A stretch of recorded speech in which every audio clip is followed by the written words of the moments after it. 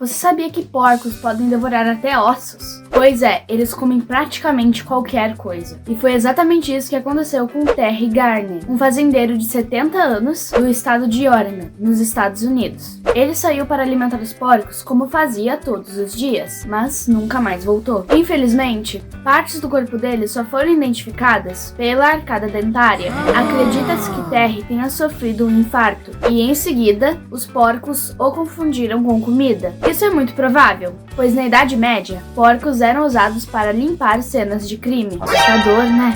Cuidado com esses bichinhos. Podem parecer fofos, mas têm um lado sombrio.